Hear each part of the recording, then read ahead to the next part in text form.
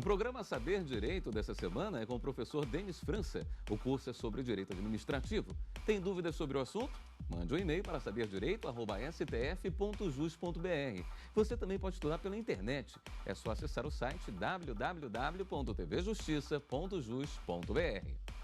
Olá pessoal, sejam bem-vindos ao programa Saber Direito. Meu nome é Denis França e eu sou professor de Direito Administrativo. Nas aulas dessa semana, nós vamos estudar os bens públicos. Na primeira aula, vamos falar sobre o conceito e a classificação dos bens públicos, bem como sobre a definição de afetação e desafetação. No nosso segundo encontro, nós vamos conversar sobre o regime jurídico, as prerrogativas que protegem os bens públicos. Na nossa terceira aula, vamos conversar sobre aquisição e alienação, a formação do patrimônio público, dos bens públicos do Estado, para que no quarto encontro nós possamos conversar sobre a utilização dos bens públicos, tanto pelo próprio Estado quanto por particulares, a utilização normal e anormal.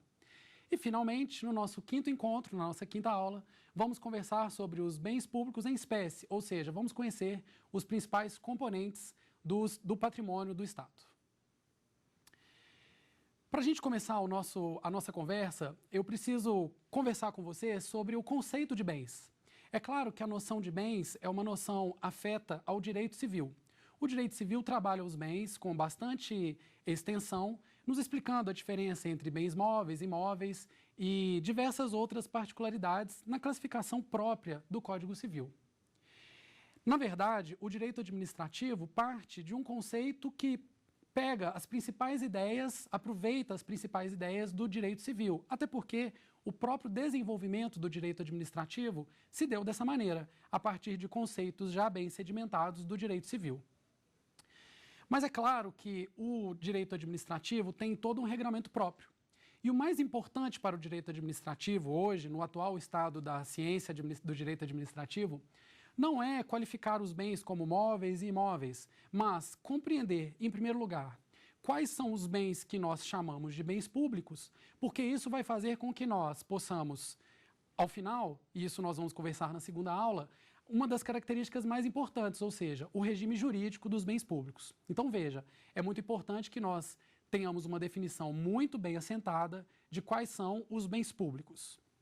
E, na verdade, a doutrina apresenta severas divergências nesse ponto, mas eu já te explico e é muito fácil. Perceba o seguinte: o nosso Código Civil traz uma definição de bens públicos no artigo 98, que diz assim: são públicos os bens do domínio nacional pertencentes às pessoas jurídicas de direito público interno.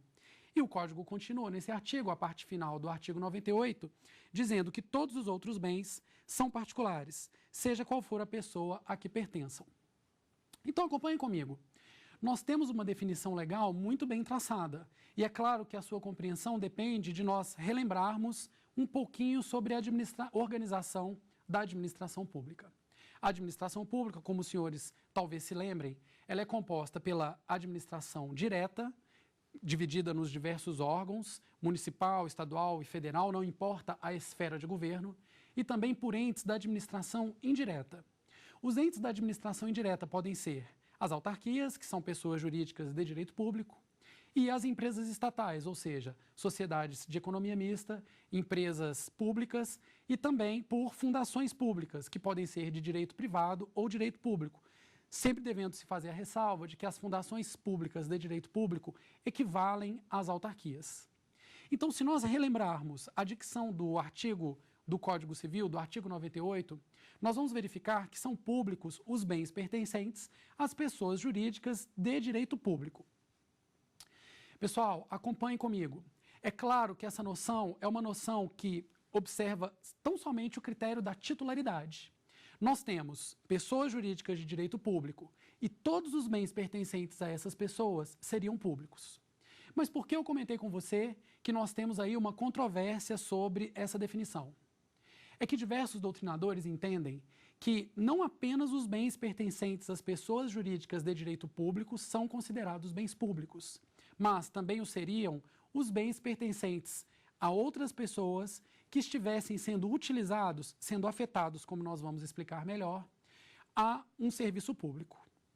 Mas veja, a despeito de doutrinadores muito renomados defenderem essa posição, nós temos um conceito legal.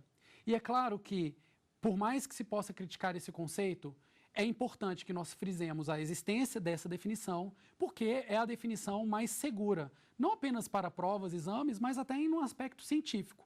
Apesar de ser importante nós conhecermos as diferenças ou o regime jurídico que pode incidir sobre os bens das pessoas jurídicas de direito privado que prestam serviços públicos. Muito bem. Dada esta noção, nós temos já então formado um conceito, ou seja, temos uma definição muito clara de que os bens públicos, segundo a dicção legal e uma boa parte da doutrina, são os bens pertencentes às pessoas jurídicas de direito público. No entanto, podemos falar sobre uma aproximação, justamente aqueles bens que eu comentei um pouco anteriormente. Os bens pertencentes a pessoas jurídicas de direito privado, mas que estão afetados à prestação de um serviço público, muitas vezes são chamados bens públicos por equiparação. Isso significa que a esses bens públicos também se aplica o regime jurídico próprio dos, ou melhor, a esses bens privados também se aplica o regime jurídico próprio dos bens públicos. É importante também, meus caros, que nós frisemos uma importante exceção. A empresa brasileira de Correios e Telégrafos, ela vem sendo objeto de diversos julgamentos aí por parte do Supremo Tribunal Federal, e por meio desses julgamentos já se reconheceu que a sua natureza jurídica é bastante peculiar. Apesar de se tratar de uma empresa pública, apesar de nós termos nos Correios uma empresa formada sob as regras do direito privado, o Supremo Tribunal Federal já reconheceu e o fez, dentre outros, por exemplo, no recurso extraordinário 407.099, do qual foi relator o ministro Carlos Veloso. E o que é importante sobre os Correios que já foi definido pelo STF? É mais ou menos o seguinte. Olha, apesar de nós termos ali uma empresa pública, nós temos verdadeiras diferenças que tornam essa empresa pública com uma natureza, dão a essa empresa pública uma natureza muito peculiar. Em primeiro lugar, porque os Correios eles prestam um serviço público que é exclusivo de Estado. Definiu a nossa Constituição que o serviço de entrega de cartas, de correspondências, ele é um serviço exclusivo, ele não apenas é um serviço público, como ele é um serviço que deve ser prestado pelo Estado. Por essa razão, o Supremo Tribunal Federal entendeu que todas aquelas prerrogativas que são devidas à fazenda pública, como, por exemplo, a impenhorabilidade dos bens ou a execução fiscal e diversas outras proteções, são também extensíveis à empresa brasileira de Correios e Telégrafos. Por essa razão, retomando aquele raciocínio que nós já havíamos trabalhado, de bens públicos por equiparação, podemos reconhecer que no caso dos Correios, não apenas os bens afetados, envolvidos na prestação do serviço público, apesar de serem bens de uma pessoa de direito privado, já que o Correio é uma empresa pública, mas não apenas esses bens, mas todos os bens dos Correios são bens marcados pelo regime jurídico de direito público, ou seja, apesar de tecnicamente, para a maior parte da doutrina, não poderem ser chamados de bens públicos, podem ser considerados bens públicos por equiparação, e isso quer traduzir para nós o quê? Quer traduzir que, apesar de bens privados, eles gozam das prerrogativas que marcam os bens públicos. Tudo bem? Vamos seguindo então, porque nós precisamos trabalhar agora algumas classificações dos bens públicos. E a primeira delas, pessoal, é muito simples. É claro que se públicos são os bens pertencentes às pessoas jurídicas de direito público, que podem ser quem? Os municípios, os estados, o Distrito Federal e a União, e também as respectivas autarquias de todas essas entidades. É claro que quanto à titularidade, nós podemos definir os bens públicos como, classificá-los como bens federais, bens estaduais, bens distritais e bens municipais, inclusive os pertencentes às respectivas autarquias, mais uma vez. Isso significa, meus caros, que quanto à titularidade, nós podemos definir os bens a depender do patrimônio a que integram. Isso vai ser muito importante que nós exploremos quando falamos da formação do patrimônio estatal e também quando tratamos dos bens públicos em espécie. Afinal, os bens públicos da União são diferentes e a própria Constituição define quais são. Os bens públicos dos estados também serão outros bens, também com definição de parte deles na Constituição Federal. Agora, uma segunda classificação, sem dúvida, a mais importante que nós temos aqui no nosso assunto, é uma classificação que também tem uma previsão legal. É a classificação que divide os bens públicos em bens de uso comum do povo, bens de uso especial e bens simplesmente dominicais.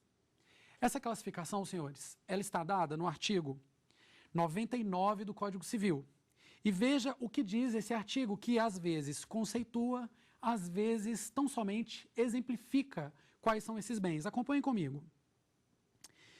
São bens públicos, na dicção do artigo 99. Os bens públicos podem ser, no inciso 1º, os de uso comum do povo, tais como rios, mares, estradas, ruas e praças. Veja que o legislador não trouxe propriamente um conceito, mas exemplificou, nos mostrando as principais características desses bens. Quais são as características principais de rios, praças e ruas?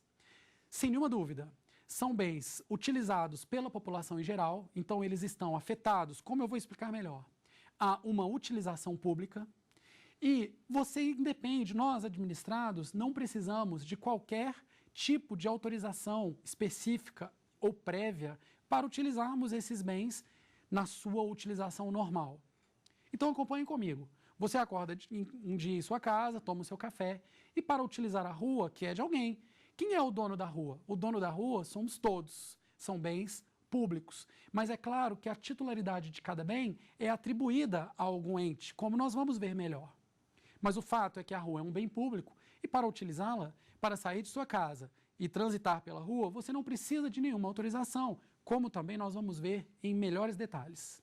O importante é que você reconheça que, quando um bem público está afetado a uma utilização pública e quando essa utilização pública é extensível a todos os cidadãos, indistintamente, estamos diante dos bens de uso comum do povo, consoante a dicção do artigo 98, inciso 1º, ou melhor, do artigo 99, inciso 1º do Código Civil. Já no artigo 2º, o Código Civil, no inciso 2º do artigo 99, o Código Civil nos traz o seguinte: são também bens, então, públicos, os de uso especial, tais como edifícios ou terrenos destinados a serviço ou estabelecimento da administração federal, estadual, territorial ou municipal, inclusive de suas autarquias. Veja que a noção aqui é um pouco diferente. Afinal, nós temos o uso especial como uma destinação pública também. É o mesmo que nós vimos com os bens de uso comum do povo, que tinham uma destinação pública. Mas aqui nós temos algo a mais. Nós temos para os bens de uso especial uma utilização voltada para um serviço administrativo. É por isso que o legislador exemplifica mais uma vez quando conceitua, dizendo que são terrenos ou edifícios destinados a serviço ou estabelecimento da administração. Então, nós poderíamos citar como exemplos o veículo pertencente a uma repartição pública que está sendo utilizado na consecução do serviço público, ou ainda o próprio prédio no qual se situa a administração pública, ou ainda outros bens que têm uma destinação restrita. Veja, são bens de uso especial porque, embora voltados a uma destinação pública, não estão abertos à utilização comum, indistinta, independente de autorização por parte dos particulares. Na verdade, são bens cujo escopo, cuja finalidade é servir